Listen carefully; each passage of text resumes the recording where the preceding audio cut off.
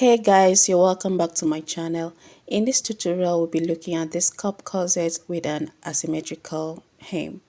So to draft it, I'll need to place an horizontal line at the top edge of my paper. That will be for my shoulder line. And on that shoulder line, I'm placing 3 inches for my neck width and 3 inches for my neck depth.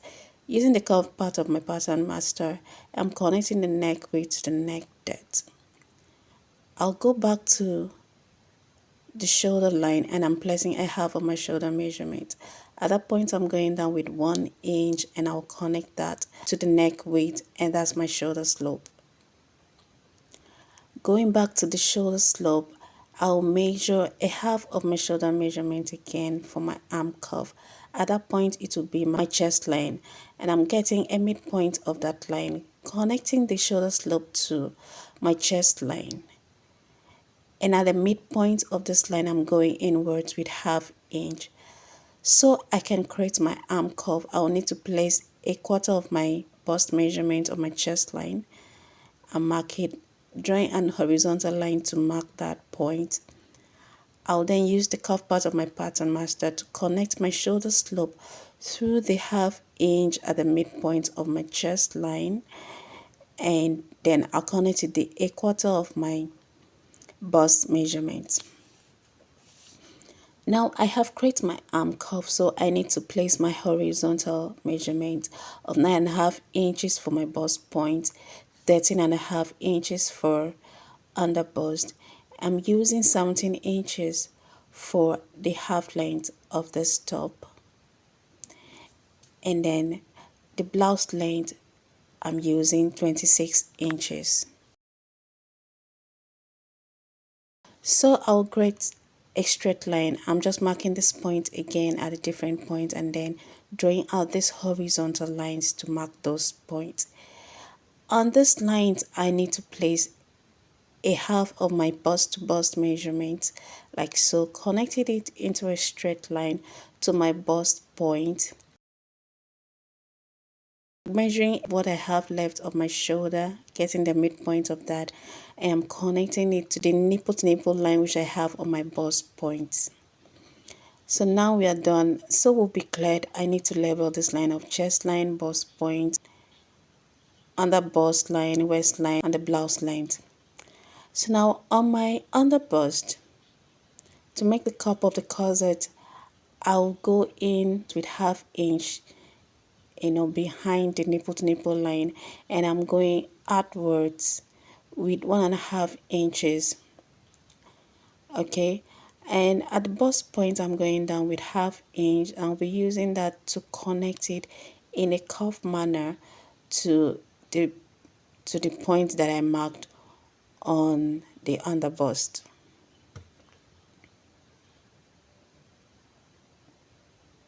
So now I'll need to mark my over bust measurement, and I'm going up with 2 inches from the bust point.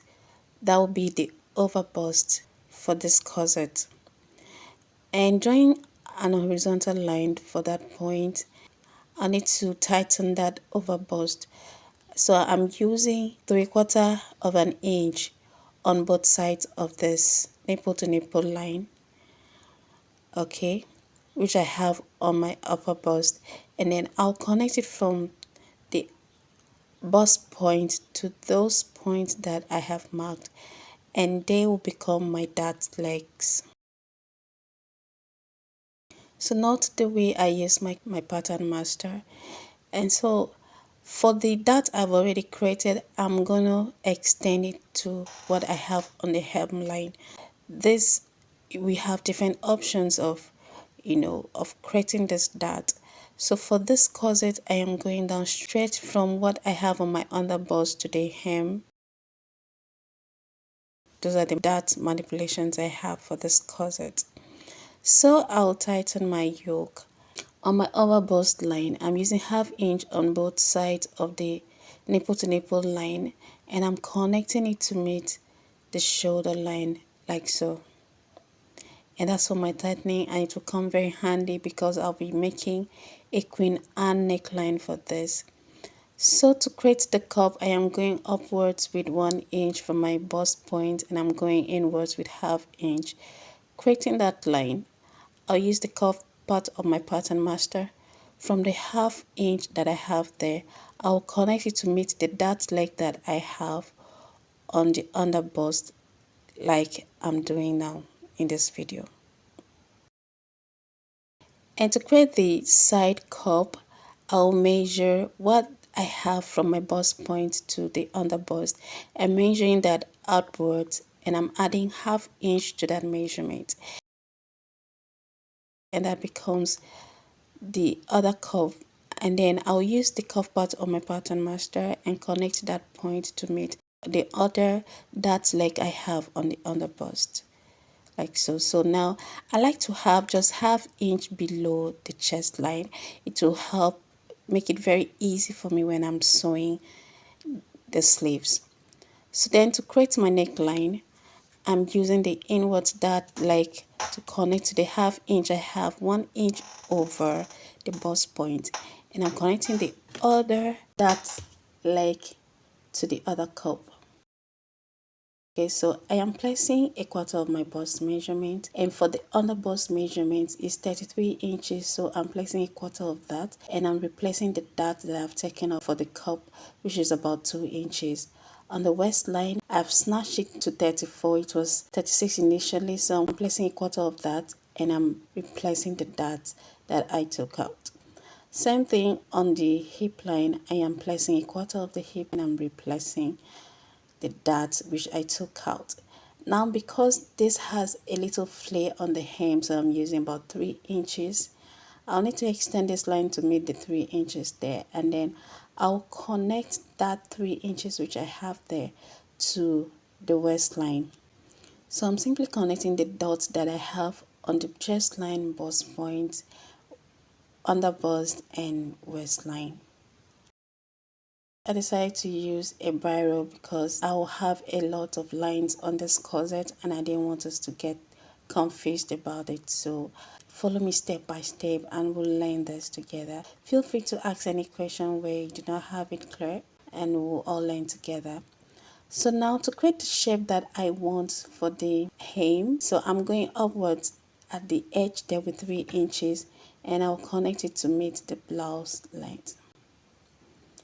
Now, so I'll contour the yoke. I'm going downwards from what I have on my neck width with ½ inch, and I'm connecting that to meet my shoulder measurement. And I'll be using your neck width to other darts leg. You need to work with the darts leg.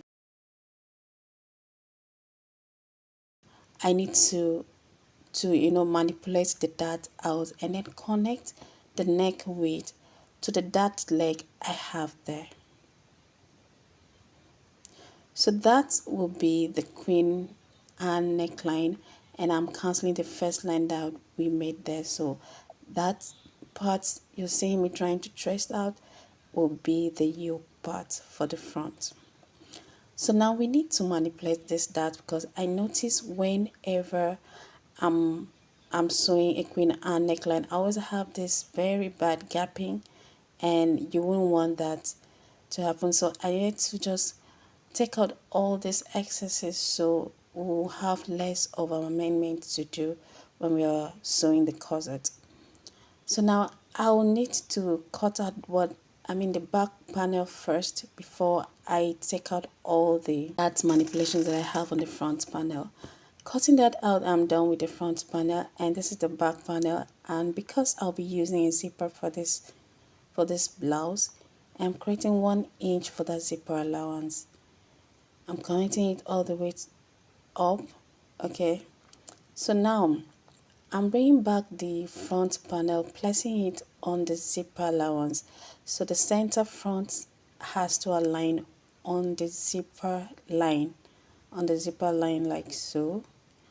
Okay, so you need to pin this down so it will be in the center, it will be on one spot, and I'm making the back panel 1 inch higher at the shoulder line and ½ inch wider at the arm cuff. I like doing this so I won't get this mixed up. Okay, so now I like to use the front panel to cut out the back panel.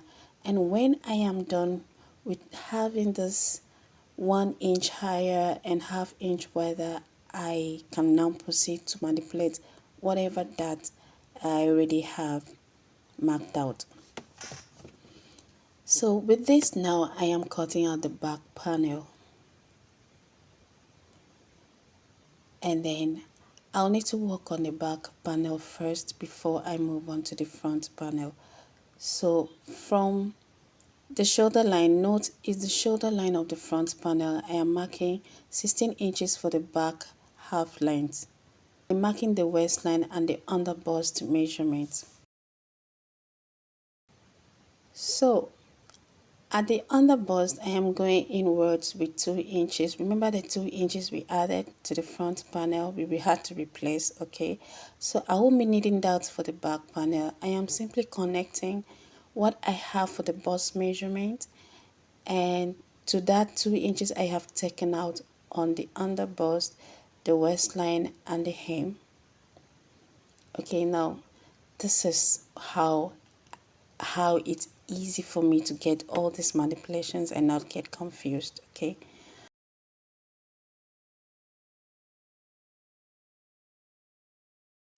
So when I'm done with that, I'll go to the back half length, and I'm simply making an horizontal line at that point.